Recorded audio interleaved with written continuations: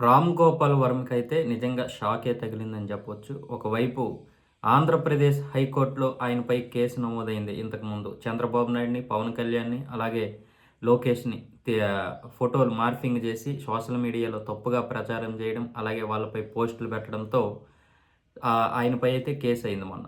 దాంతో అది పెద్ద రచ్చ అయింది. ఆ తర్వాత హైకోర్టులో తనపై కేసును కొట్టివేయాలని క్వాష్ పిటిషన్ వేయడం జరిగింది. అది హైకోర్టు దానికి ఒప్పుకోకపోవడం కూడా జరిగింది. అయితే ఇప్పుడు ఆయనకి బెయిల్‌పై బయటున్నాడు.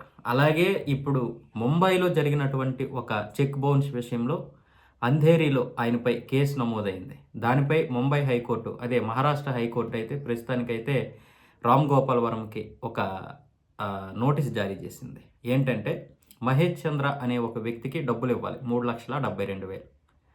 కానీ ఇవ్వకుండా అతను తిప్పించాడు. దాంతో 2018లో రామ్ గోపాల్ వర్మపై కేసు అయింది. ఆయన ఇంతవరకు కూడా కోర్టుకి హాజరు కాలేదు.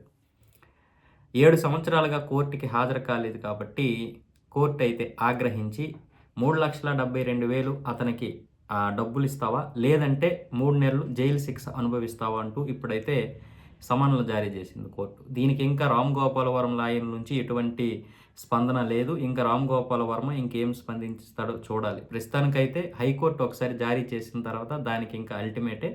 ఇంకా దానిలో వాదాపోవాదాలు ఉండవు.